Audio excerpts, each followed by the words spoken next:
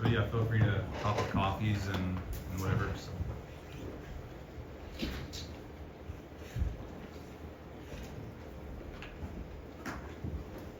So maybe while people are refreshing coffees, what I can say is, you know, as a livestock nutritionist, we really like the flexibility of hybrid rye. The fact that it can go to forage, the fact that it can go to grain, it can feed pretty much any species.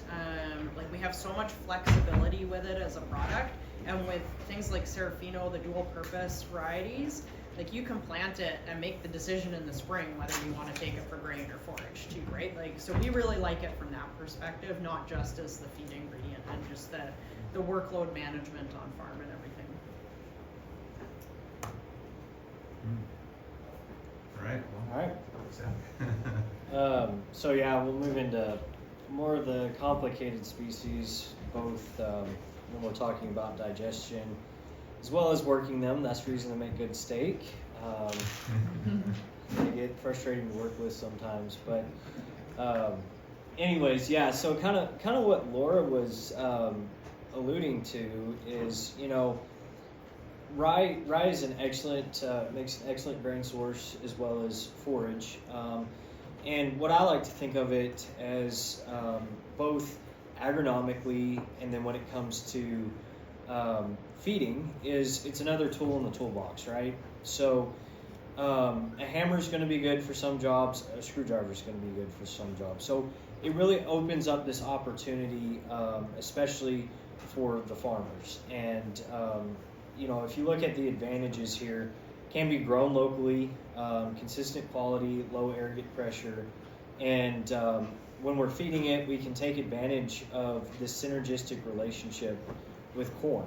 So corn's going to be more of a slow starch, whereas hybrid rye, small cereals are going to be more of a faster degrading starch source.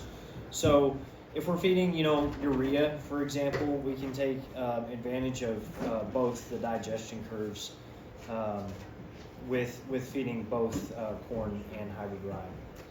Well, we see our nutrient profile here: 10 to 12% crude protein and 96% starch degradability, and then our NEM and NEG values.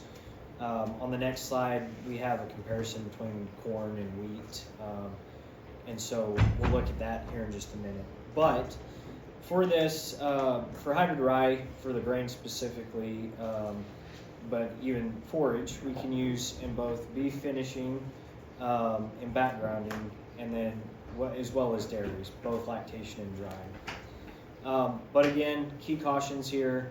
We do have, and that's probably not anything new up here with small cereals, rapid starch degradation, so we have to be mindful of that when we are formulating a diet. And lastly, again, even though we have aggregate protection, always be mindful of aggregate.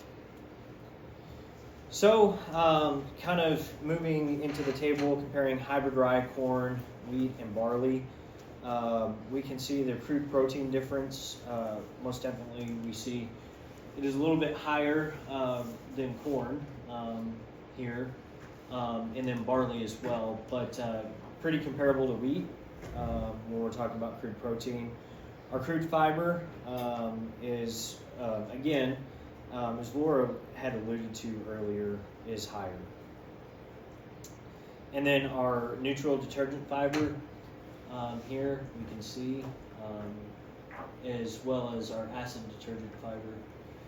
But looking at, again, our net energy for lactation, if we're talking about dairy cattle, is going to be higher here compared to the other grains, and our net energy for maintenance as well as net energy gain, for gain compared to our other grains as well.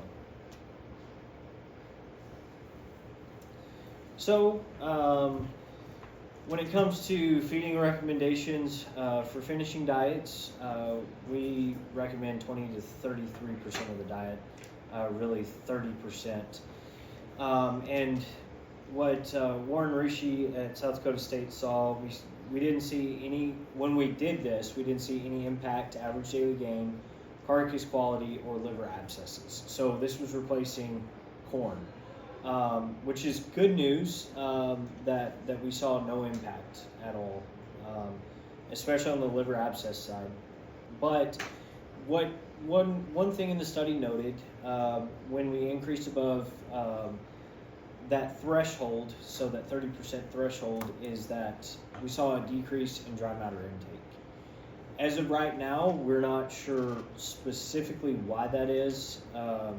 We have some ideas we're going to look at, but the decrease in dry matter intake is concerning once you get above that 30% level. So anytime we're recommending anything, start small, and then if an operation wants to increase above that 30% level, be mindful of that, but it's not like we're going to decrease health metrics or we're worried about them dying, but we do want to be mindful of that dry matter intake decrease above that 30% level. In backgrounding, it can be used as a sole grain source, so in backgrounding diets we're not feeding 30% above 30% grain for that diet, so it's not a concern, and it matches corn performance. So we see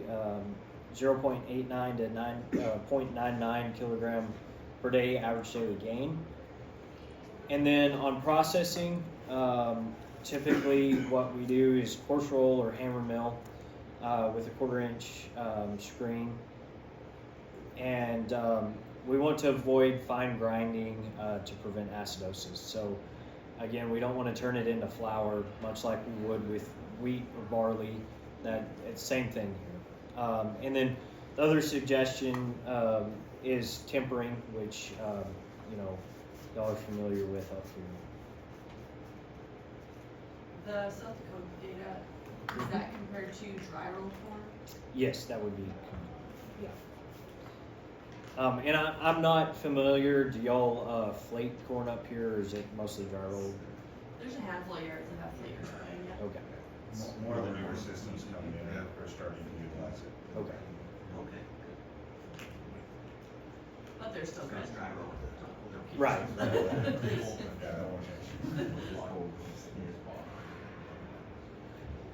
On the dairy side, so there's not a lot of data in North America concerning milk yield, but there is some of the European data.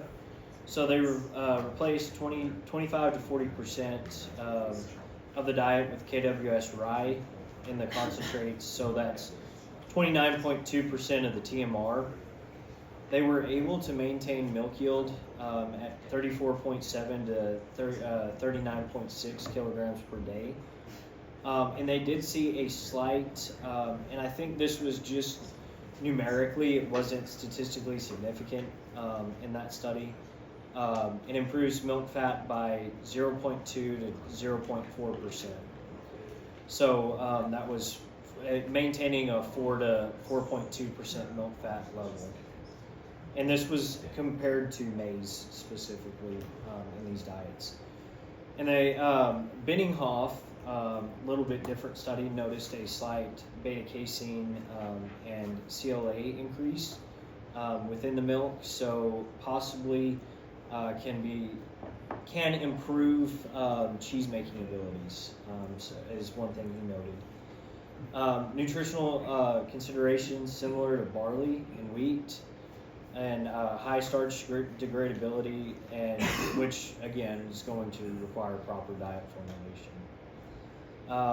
Can be used during lactation with corn silage, and you can use it with corn silage to take advantage of that synergistic relationship. So again, a fast degrading starch and then a slower degrading starch. We do see sometimes up in Western Canada as mixing it with peas or something like that as well, and that seems to be a good mix that some nutritionists like to use. Yeah. I should have thrown that in here. Again, in Canada versus the US. And the peas would be grain pea or forage pea in that blend? A grain. A grain, okay.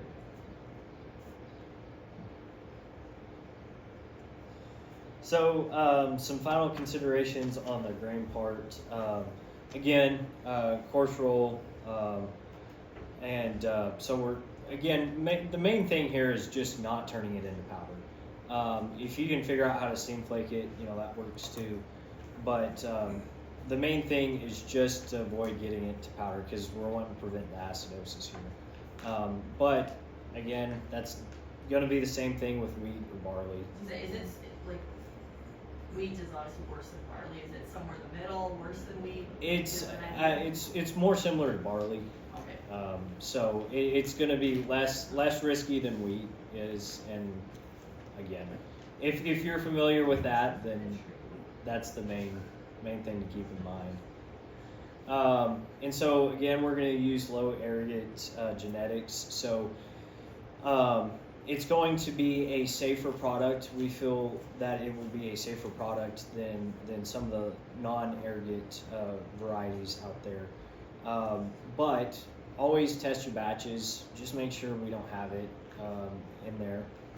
And then diet formulation, 20 to 30% of the diet dry matter for the beef finisher. And again, we're hoping to look at why we see a dry matter intake decrease after that 30% diet dry matter. And so hopefully by next year we'll have some more answers to that. But backgrounding, it can be used as a sole grain source. And then dairy, 25 to 30% diet dry matter as well. So again, we want to balance. We can balance with corn grain because we can't use it as a sole grain source right now, or wouldn't recommend it. So balance with corn grain and or silage to stabilize the rumen, and take advantage of that synergistic relationship. And then we can leverage any cost savings we have because it can be grown locally very well. So decreases reliance on imported corn and aligns with local feed strategies. So that's kind of some information on the grain side. If anybody has questions before we move to forage. I've got one around like fat coloring. Some people say, oh, you feed corn, it turns certain animals fat, yellowish color. Would this maintain more of a white color as you're finishing a pig or a cattle, or? So actually with grass fed, you're going to see more of the yellow fat because grass has the yellow fat is going to be beta carotene. So more of the fresh feed, so grass, you're going to see fat turn yellow. With grain, it's got less beta carotene available to the animal, so you're going to see white fat. So just normal steak like you'd see at the store. So on the flip side, monogastrics are a little bit different than a ruminant in their digestive process. So with a pig, whatever you're feeding in the diet, their fat in their carcass will mimic that. So you do see a more yellow fat with a corn-fed pig. You see a different color of egg as well in poultry if they're getting a high corn diet versus a cereal diet.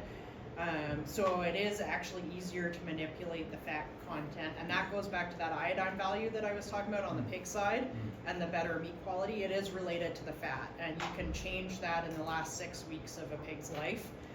Really drive your cereal levels higher to reduce that before it goes to slaughter. So they're a very different creature when it comes to how they lay fat down in their body. Yeah, that's important to keep in mind.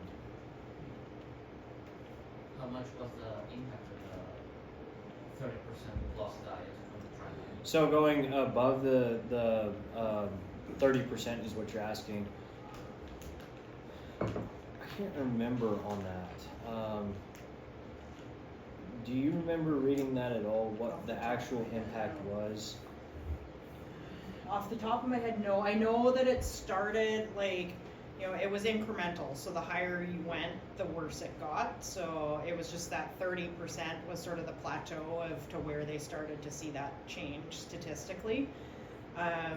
Whether it's enough at that 30% that a commercial farm is going to notice it versus a research farm where they're really, really focused on that, it's hard to say, but I think for now, until we understand what's driving that, you know, we don't want to go beyond that level, right? Same with the poultry, like, we're comfortable knowing that we can very successfully do things up to that level, but then when we start to see some negative impacts, we really want to understand what's driving that before we make recommendations beyond that point. And then something that was hand in hand with the performance of that. Yes, yeah. Yeah, I can get you that study if you need it though. We can look at it after. Can you describe to me what a synergistic relationship is? Yeah, so basically, you can think of it as. Let's do it that way.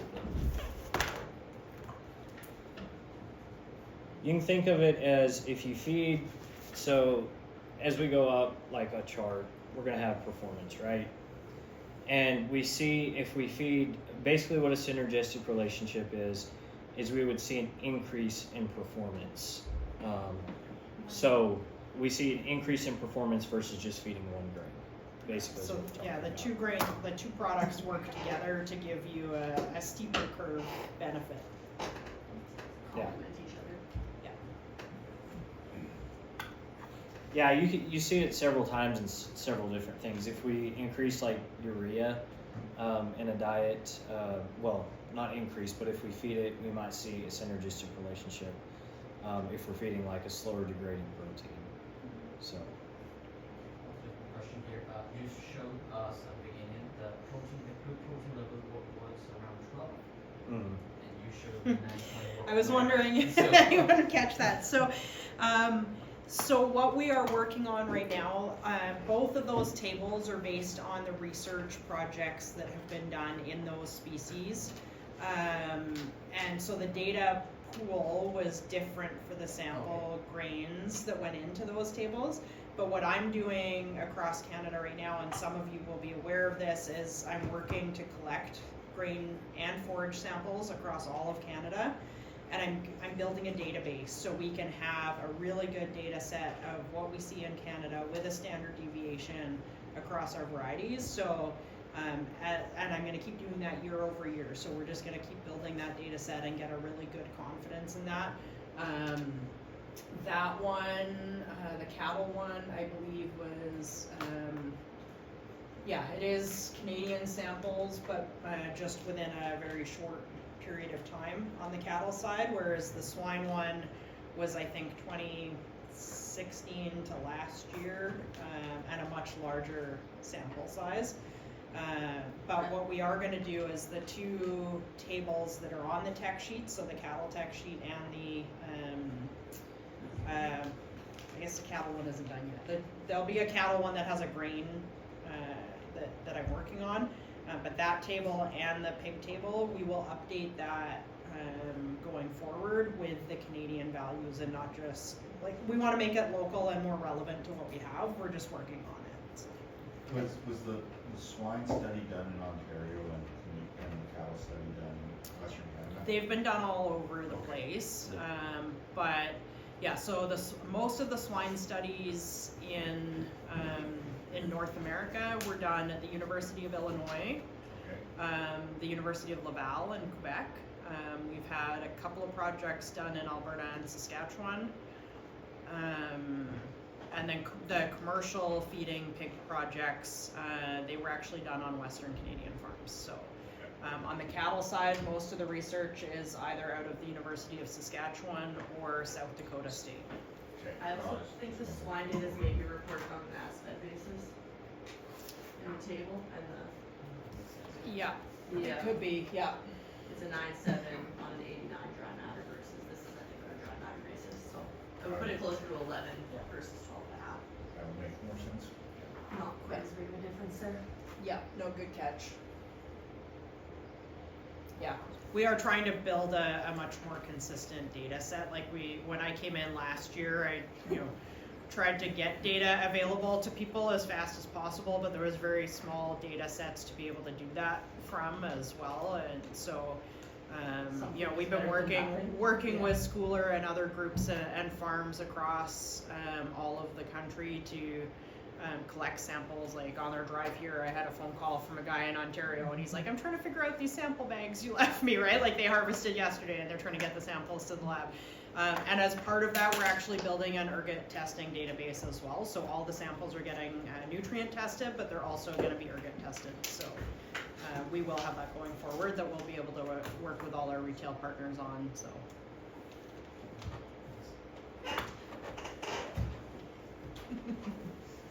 Anything else?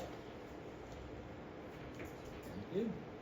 Move into forage. Oh, sorry, Yep. No, you're good. no, no, studies on background of cattle? The Tobin one. So there's the Tobin one in 2022 was a backgrounding one. Okay. If you want to reference it, and then I think so. South Dakota State's doing something right now with backgrounding animals. In fact, that 21 study, I believe they backgrounded them on the hybrid rye, and they actually started better off of. One thing that they noted is they started better on the finisher after they'd been on hybrid rye in the background. Would the silage be a corn silage, or could it be a rye silage feeding rye backgrounding, or what's the thought Yeah. there? I'm assuming it's a lot of corn silage in most of these feedlots. Yeah, it's a lot of corn silage in most of the feedlots. What I would tend to say is if we're going to use a rilage and then use a rye grain, what we want to be careful of is what stage of the rye we're talking about. Because if we're talking about if it's if it's headed out, if it's in soft dough, I'd be questioning whether we're going to see some of those dry matter intake decreases. So if it's got grain in it, or we're going to see some of the dry matter intake decreases. But I don't think anybody's looked at that. No, the work in Saskatchewan, I think they had one project with grain where they're looking at some processing and stuff, and they used barley silage as their other part of that, Right. More of a Western Canadian diet. So there is some info there, but I don't think we haven't looked at rye silage and rye grain together. I don't think too many feedlots are doing more than 25 to 30% of their silage as a rye. Like Yeah. You wouldn't get more than 30% probably at all. So. And I can speak on it further in too, but just anecdotally, more than like what the case is that it's just a bigger grain. Like it's makes the rye whiskey that has the good bite we all like. It's just a little bitter. Yeah. So on the backgrounding diet, when you've introduced this to the cows already, then that's why you're seeing the increase going into there. Most of our guys that have started, and again, it's all anecdotal, there's no actual science behind it, but they're going in at 5%, moving up to 10%. So very similar to what we do on the pig side, poultry Yeah. side, is you start at those lower levels and work your way up, right? It And is a different grain, like it does have a bit of a different taste to it.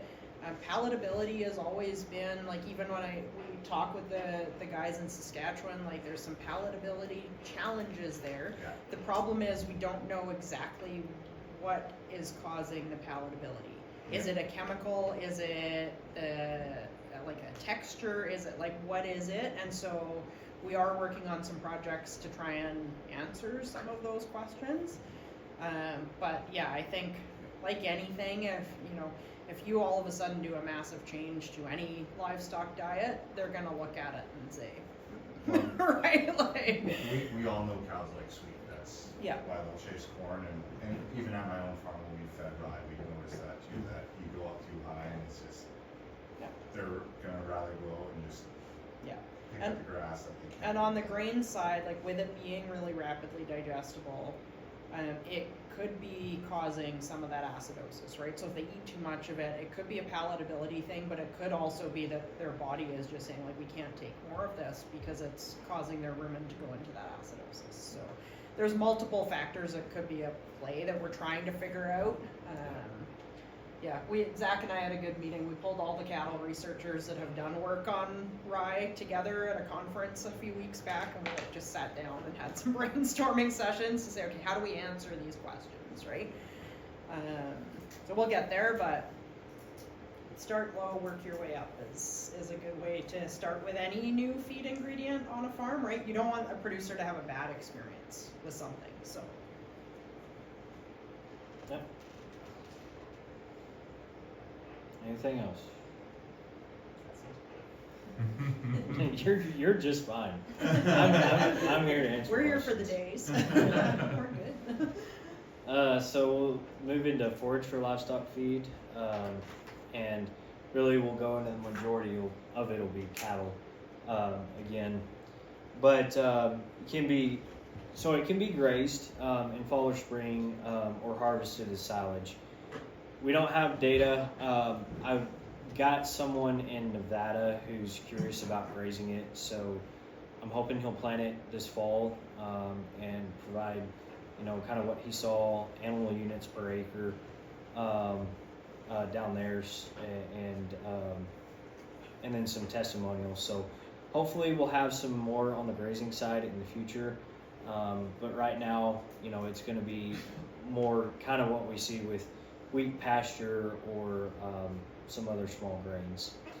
But for silage, we see 68 to 80% digestibility at boot stage. So very good digestibility. We can see nutritional value 12 to 21% crude protein, 50% NDF, and 65 to 70% TDN at boot stage. So highly digestible at boot stage, and of course you have the trade-off, right? So if we're at boot stage, we have a trade-off of tonnage, but we have that quality there.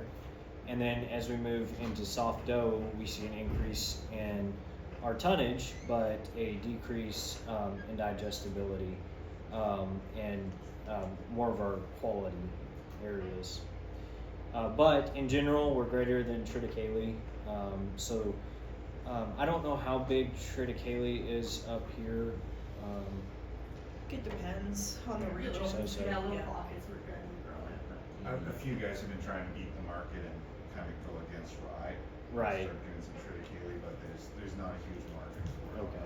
on the cereal flour side. We compete quite a bit in the U.S., so that's kind of our main competitor in the U.S. But we're generally better as far as the crude protein and the digestibility is concerned. So we use it over here.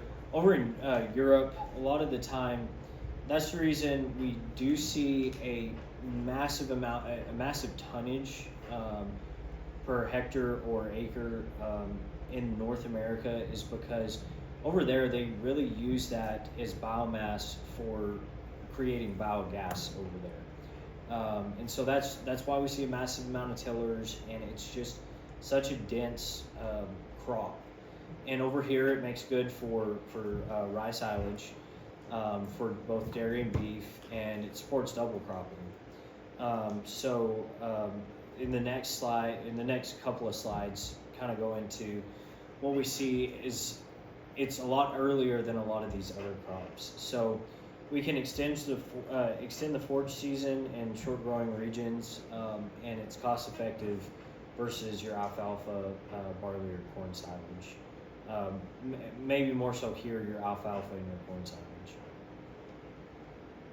So just another table breaking down the difference in your early and late cut. See our crude protein differences. So it does start to taper off when we get into that late cut. But again, for our aviator in the U.S., that last couple of weeks, we will about double our tonnage. So it kind of depends on what we're talking about. Do we want quality, or do we want tonnage here? So we can see our ADF is a little bit higher. Relative feed value gets a little bit worse here, and then our TDN is actually comparable. And then our net energy values here between the two. So, I mean, it's really not that much different when we compare the net energy lactation, net energy gains a little bit different here, but so it kind of depends on what your producer that you're talking to is wanting here. And I'm just gonna make a quick comment here. So the values on this table are out of US forage trial data from the last several years. We didn't have data for Canada, so that's what we've been working on, is pulling that together. So this table is also gonna get updated in the coming little while as we get the sample results back from the lab on forage samples from across Canada this year, so. And currently we do have, maybe not all this info, but some comparative info on our website from some basic forage cuttings. Basic forage. Yeah. Yeah, Not you this guys- advanced. Yeah, you guys have the crude protein and your Yeah. yield and stuff, so that's good, and Yeah. it's helpful for us because we haven't really had Canadian data either, so looking at that is helpful for me, but one of the sheets you guys have in front of you, we literally made this last week, so this is 2 demonstration trials that we did in Ontario with early cut, like boot stage, and so their values, like the one farm had 22% crude protein on his. I don't know if I have it on here or not, but like I can show you after if you want to see some of their actual forage sampling. I have the results from those that we can look at, but I think our crude protein values are more around 17-18% on the early cut Yeah. in Canada, not that 15% that's there. Yeah. That is an important distinction because, I mean, there's places in the U.S. if they're not getting 17, 18, they're not impressed with it. So Yeah. this is kind of pulled data across the U.S. I mean, we're talking about a lot of different regions in the U.S. Thank you for pointing Yep. that out. So, kind of moving into what I was talking about the timing of harvest. So if we compare our KWS hybrid rye, and we compare conventional rye, wheat, triticale, winter triticale, spring barley, spring oats, and spring wheat, we can see the differences in the average number of days after hybrid rye. So conventional rye is going to be the same, but as we move down, we see an increase in the average number of days after hybrid rye for harvest. So what we're doing here is we're actually shortening days for double cropping, or we can think of it as even on an on-farm place. If we have 15,000 acres on a single farm, maybe a custom harvester that's having to cover a bunch of acres, we can have triticale on a farm and hybrid rye, and we can extend this window of harvest availability. Or if we're talking about weather, we get rained out for harvest or whatever it is, we're going to be faster, so that's days that we can add on the corn, or we can extend our harvest window here. And is that for like your ideal harvest time? Yes. Yeah, that was the whole crop forage 35% dry matter target for that project is what they did. Yeah. For each crop type. Yeah. But if you're taking hybrid rye even earlier than your 35, Yeah. to make sure it's Yeah, so if you're Yeah, doing it yeah. as an earlier cut, you would have even more time on there, yeah. And an interesting comment, so this project, this is the later cut forage, and the hybrid and conventional rye, we kind of expect it to come off the same time. Aviator, we do know it tends to be a few days more advanced than some of the others. But the one farm in Ontario, so they both used Serafino for that project, and he didn't take it earlier, but he said to me that he could have taken the hybrid about a week earlier than the conventional rye, and that kind of surprised us. So it's something that I need to now look at, and Carolyn and I are working with our breeding team and Zach, and we're going to be doing some projects where we're actually going to cut the forage every few days and really try to understand what's happening with timing of harvest, quality, yield, that type of thing. Because we do think that there's some differences if we can narrow it down and really try and understand that. So. Is it something we're thinking is a uniformity of pollination factor, that the maturity of the plant, because it does get pollinated, is starting to mature faster then, and adding time onto the harvest, or like taking time? But off? this was early cut, so it This was, is early cut. Yeah. It's like how quickly it takes off in the spring, Yeah. where it starts growing at Gotcha. Yeah. lower temperature. Oh, I thought this was like later. All of No, that. this was the Plays a early factor. cut. And it's funny because when I talked to them in the fall, Mhm. like the field was like 20 acres of our hybrid rye, and this guy plants 1,200 acres of conventional rye every year, right?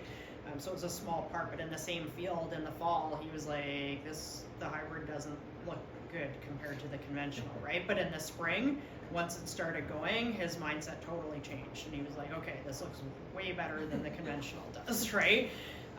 So it's, yeah, you've got to be a little careful because it looks different, it's a different plant, tillers different, like, and so in your head, you kind of have to understand that it is going to look different, and don't be like scared of that, right? So. In the forage cuts, will you play around with like seeding dates too, or? No, we're gonna do everything at the At the same same seeding time. date. Okay. We're mostly focused on this particular study that we're gonna be working on just doing, we're gonna start X date, and then every 5 days after, we're gonna have a cut, so that we have a good comparison. Yeah, makes sense. In this year, Blair didn't seem to find much of a difference in boot or No. milk timing in all the rye All varieties. the varieties, Really? Yeah. they were pretty good. And I don't think Plus like or minus a day, right? They're It's pretty close. It's pretty close. Yeah. It's like everything seemed within the same. and we really don't expect, like with the varieties that we have now, we don't really expect there to be a That's difference between that. Now our breeding team, like long-term plans, they are looking at some earlier forages for down the road that, you know, might be really good in some environments over others, but that's much more of a longer-term breeding strategy and sorting that out. But yeah, like Aviator is supposed to be a little bit earlier than some of the other varieties, but I don't even know. I think it really depends on your season and what you see, and yeah, it surprised me when this farmer said he could have taken it a week earlier versus his conventional rye, right? Like it's not something we've seen, but in that forage trial that we're going to do, we are going to include conventional rye, we are going to include triticale, so we can really start to understand how it differs from those two. So stay tuned. Hopefully have data next year. And then, so stamp seeds data, so they, yeah, we stole it, so we'll give you credit. This We year's stole it. different. You've already got it on your website, so we figured we could put it on the presentation. So looking at the Inspirator, Serafino, and Aviator here, we can see the yield corrected to 35%, and that'd be megatons per acre, correct? Metric ton. Metric tons. Yeah. There we go. He's from the Yeah, I'm from the US. I kind of like megatons. Metric tons. There Great deal. Megaton. we go. Well, it's just short. It's short ton or long ton. I do like the sound of that. Get behind it. I mean, my wife is from the UK, so I should. Oh no. But we can see the differences here in our Inspirator, Serafino, and Aviator, and the Serafino did a pretty good job this year on TDN and then yield corrected. In the milk stage too. I haven't posted those yet. Yeah. It looks The milk stage follow Yeah. through, similar. Okay. yeah. Yeah. Similar data. So. And we saw some of the forage trial data last week. It hasn't gone out yet, but in that, and same thing, like Serafino was, you know, it's one of our dual purposes, but it's doing awesome. So The Trump dance. but that's great because it means like if a producer wants to grow and wants to try this, try the dual purpose, because you can make that decision in the spring of what you want to do with it, but you're gonna get great yields on the grain side, you're gonna get great yields on the forage side, whether it's early cut or late cut. Like it gives you that flexibility, right?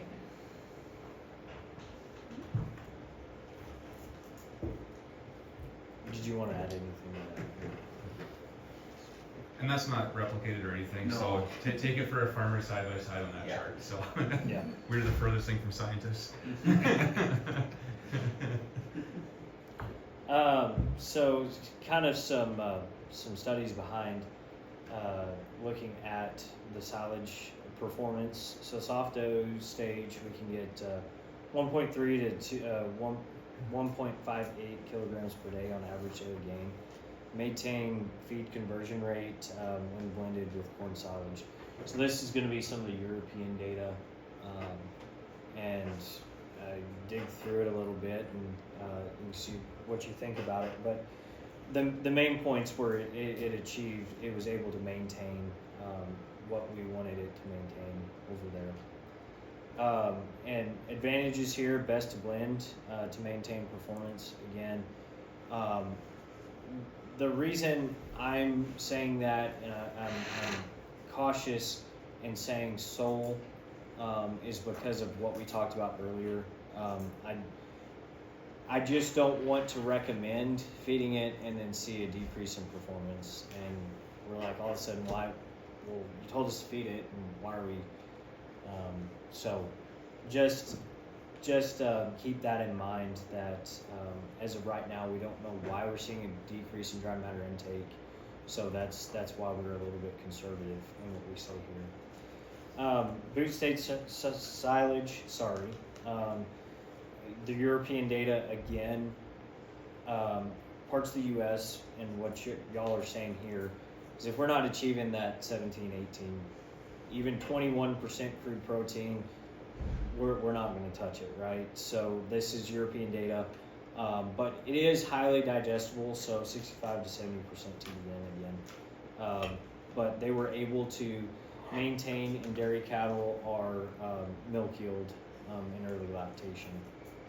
And then I guess actually with that, they did look at it with in that European data with rye grain, and so rye, it pairs well with rye grain, and that's the same study where they were able to maintain milk fat, as well as possibly increasing our cheese making ability there.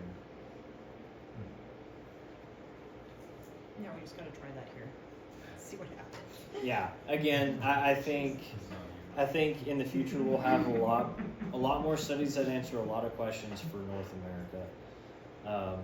Again, it's a fairly young company in the U.S., so there's a lot that we need to answer for what's relevant in North America. So harvest at 60 to 70% moisture, chop at 3/8 to 1/2 inch. I don't know what y'all use here, millimeters. All of them, really. Okay. Yeah. So- 1/2 is what we would use to measure silage, Right. but also we would measure performance in pounds per day. So, you know, you just Yeah. you just switch back and forth minute to minute just to keep you on your toes. I had to do that in grad school, so fair enough. Sciences. Yeah, It's all sciences. that.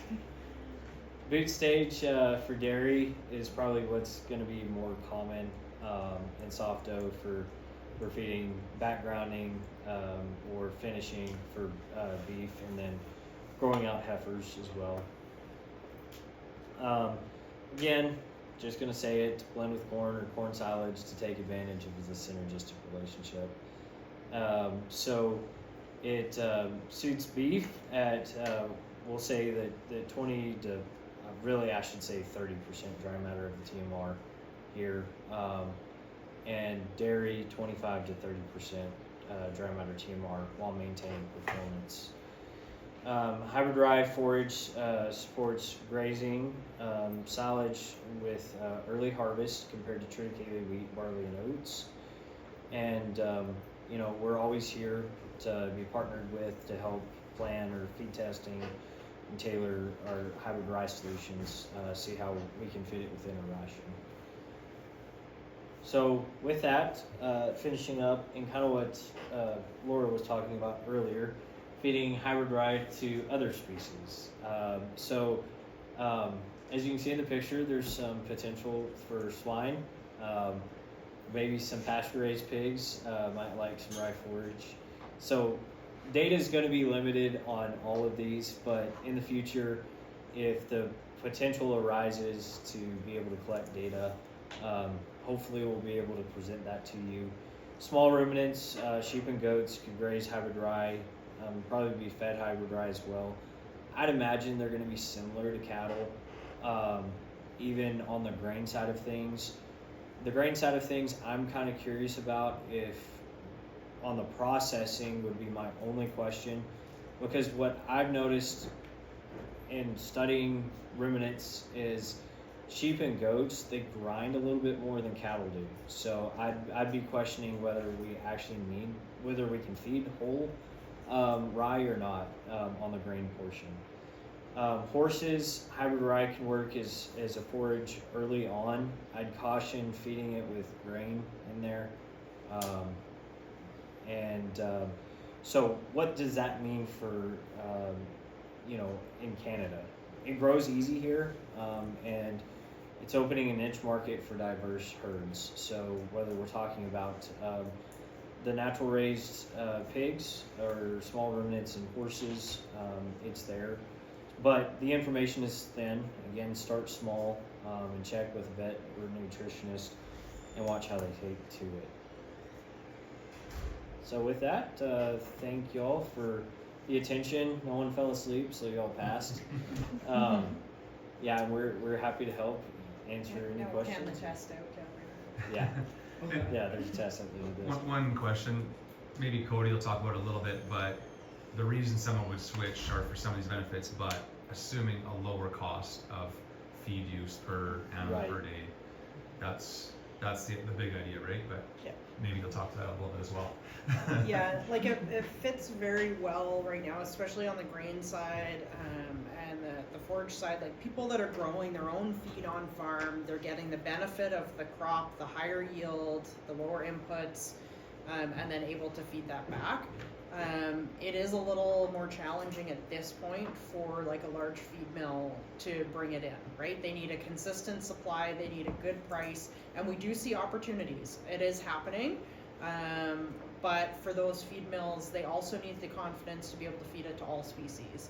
So one thing I've been doing is working very hard to try and train nutritionists across the country to say, here's hybrid rye, here's how you feed it, and here's all the nutritional data you need. So when they do have an opportunity for a pocket of grain that's in their area and they can bring it in, then they have that knowledge on how to feed it already, right? So we're working on that and doing that, but it is hard for a larger feed mill where, they're gonna need hundreds and hundreds of tons of grain consistently for a year to make it worthwhile for them, because they have to kick another feed ingredient out usually if they want to bring it in. So we'll get there eventually. It is a newer crop. It's growing in acreage year over year, but it fits really well right now for farms that are growing their own feed on farm, able to mill on farm, that type of thing.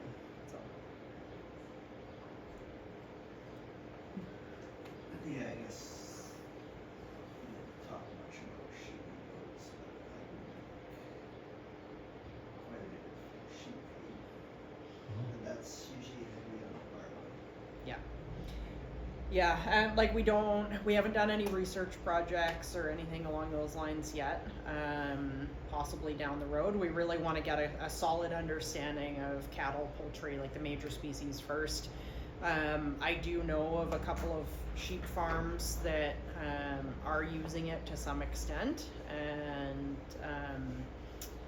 typically as a forage, or they're using some of the straw mixed in as their forage, that type of thing. And we're trying to understand from those farms what they like, how it works, but it is just kind of anecdotal knowledge at this point. So. Unless the sheep decided they liked the taste, I suspect they would be more susceptible to the palatability issues. Like, you wouldn't have to process it, but they are way more finicky as far as Well, putting any sort of. Yeah, typically we'll add dry molasses to pressure. And we are talking like with some of the researchers to try and, as we're trying to explore what is causing the feed intake challenges. We're actually considering using sheep as a bit of a model because to start with, Oh, hell yeah. to try and explore, at least give us an idea of if we're going in the right direction, and then we can kind of ramp it up to cattle at that point, right? Because right now we have some ideas, but it's how do you narrow that down? And If they don't like it, they'll definitely sort it out. yeah, You'll know they don't wanna eat it. so we've talked about that with the researchers in Saskatchewan. We might look at using sheep as the initial model to try and at least narrow down our pool of options, and then kind of go from there, right? So What are you guys using for, for labs for ergot testing? so ergot testing, I'm doing all the alkaloids, Prairie Diagnostics. We're doing ergot percent by weight with 2020 seed labs, just so we have both at the same time. And then I'm doing all the nutrient testing through Cumberland Valley, through the Canadian connections. Yeah, so either Fraser Valley or Honeyland in Ontario. In Ontario. Yeah. Yeah, and Yeah, I'm then, just curious, there is some more rapidly available. yeah, no, like, I want to testing, know but it's I want to like- know the full details. So and yeah, I've even heard that there's can be discrepancies between European labs and labs here. It's just the turnaround is really the challenging part, especially on the feedlot side. It's one thing to test your silage and know where that's at, but the feed grain, it's gone before you get the results back. It's Yeah. fed out, right? You don't put it in a bin and sit on it until you get your results back. So Yeah. that's a huge challenge, and it's visually inspecting it and yeah, and they're taking or really. rejecting a load based on ergot bodies feels archaic, but it's the best we have. It is, and if you look at some research projects, there's really no correlation Not at all. between the ergot alkaloids and the percent by weight. But even with all of our research plots in the past, everything is done on that visual score, and I think you guys, Cody, you guys use a lot of the visual scoring and stuff too, right? Because it's quick, it's cheap, it's easy. But yeah, a nutritionist really needs to understand what's actually in there. And one of the challenges of the alkaloids is it's good to know those values, but we still don't understand fully which alkaloids are the ones that create more problems. And so there is some research projects ongoing with that. University of Saskatchewan is a researcher right now who's doing a lot of ergot work with cattle and trying to understand those things a little bit better. I just talked to him last week and he was telling me about how frustrating it was that one time it has major negative effects on heat stress, and the next time it's Yeah, you should expect to see cattle panting and stressed, and they're fine. They're Yeah. totally fine. So Yep. it's very unpredictable. It's And that's in a it's controlled such a ergot level challenge to understand how things work sometimes in a biological system, right? And but it There's is an entire rumen that has its own first system. Yeah, impact, first kick of the cat on those products Yeah. beforehand, right? That we don't understand. So yeah. But I mean, from my perspective as a livestock nutritionist, most times if you have an issue with a grain that you grow, it's the worst stuff that ends up going to the livestock, right? Yes. If you grow wheat, the really good stuff's going to go into the human market, the worst stuff is going to go into the livestock market. Rye is a little bit different, because if you did have an ergot issue in your field, there are other markets that can go to where it has to be cleaned regardless. If you're going into the human market, it all has to be cleaned, right? So there are ways that we can divert if you did happen to have a year with a bad ergot pressure. So it does take that risk off a little bit as a livestock feed, which is a very backwards way of thinking about a feed ingredient, because usually it's, the crappier stuff goes to the livestock, and in this case, it can be cleaned, it can go into the cover crop market, or it could go into milling or distilling if it can be cleaned well enough, right? So there's options there, it's kind of just a backwards way of thinking for a nutritionist and a livestock person. Typically, ethanol is gonna be your highest chance to get rid of anything with worse ergot. Yep. Weirdly enough, the milling market can also take a higher amount, so most companies, for distilling your cattle, are gonna be looking at 0.05 for a max. Yep. Milling, for some reason, can sometimes take up to 0.3%, so pretty big shift there, and honestly, if it wasn't for the DDGs, ethanol could just take whatever. But they wanna try and keep that around the 0.1 as a max, just as a rule of thumb. They can stretch it. They wanna be through. able to feed the DDGs Yeah. after, and then when you get that 3 times concentration of whatever contaminants are I've in seen it, some pretty, it can be rough. bad Yeah, situations coming from Yeah. distillers' grains, They'll- with they'll s- unexpected ergot. They'll stretch it now and again, like if all the rest of the rye and the corn's coming in really nice, then, you know, maybe they'll take a little higher, but generally they wanna keep it low as well, just for feed tolerance. Yeah, and like other mycotoxins, right, like, there are ways to manage it if you do have ergot, like as long as the levels aren't really high, we still can feed it, we just need to know what's there, we need to balance the rations properly, you're not feeding 100% rye, so it's gonna be diluted down in the final ration. But there are some animals where we recommend that you keep it out of, right? Like, we don't feed it to lactating sows. There are some restrictions that we need to be aware of, so that's why it's really important to know that. But there's other mycotoxins we absolutely would not want to put into our breeding sows as well, right? So it's not just ergot, it's the whole mycotoxin management, and I don't think there's nutritionists out there nowadays that aren't looking at the mycotoxin panels before they feed something, so. And from a grain handling perspective too, ourselves, like we've noticed with the hybrid rye that have been coming out, and again, like as you mentioned, they've only been since 2014, 2015. But for us, we've noticed a huge difference between what we used to see for the pollinated varieties versus what we see on the hybrid. Vomitoxin is almost just a non-issue anymore.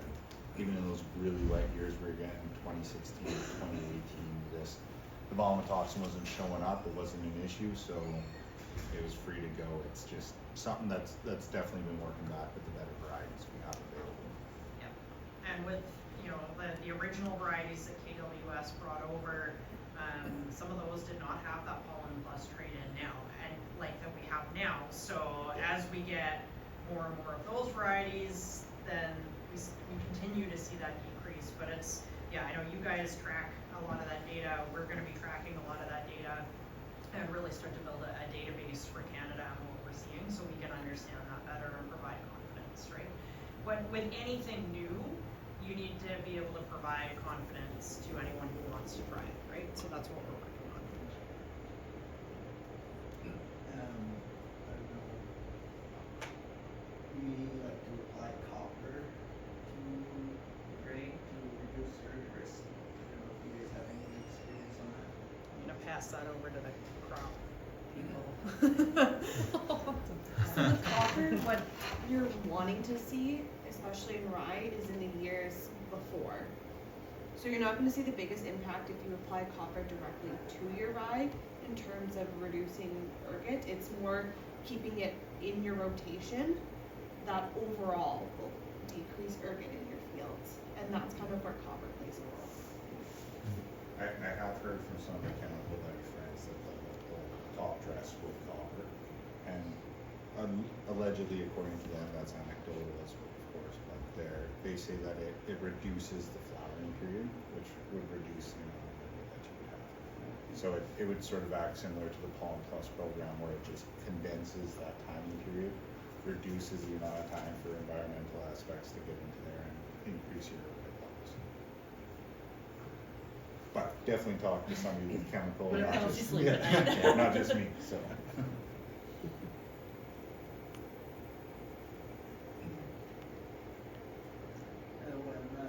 How does it thresh? We've never gone ourselves. And I know triticale is very hard to thresh. That you're gonna drive slower and your combine's gonna work hard, so you're gonna burn some fuel. But the grain's gonna pour in the tank, so you will be rewarded. But we find like there's the straws compared to other cereals, the straw stays greener longer. If you swath, it's gotta lay in the swath a little longer.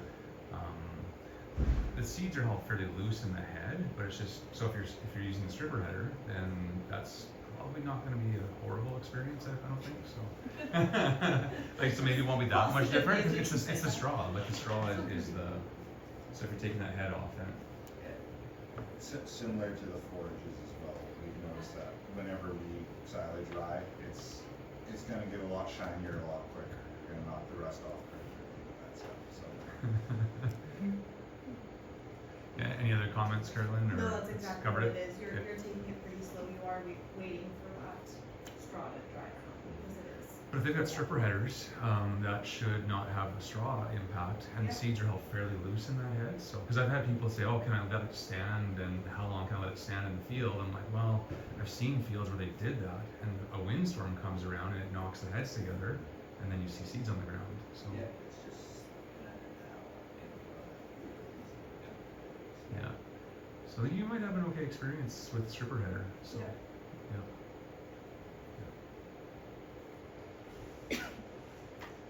Any other questions before we flip it back to Cody around the markets and where he sees it fitting and growing?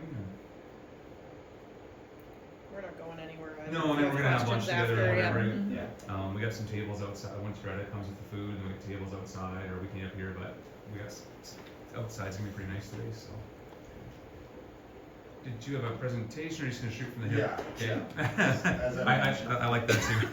I'm just gonna switch.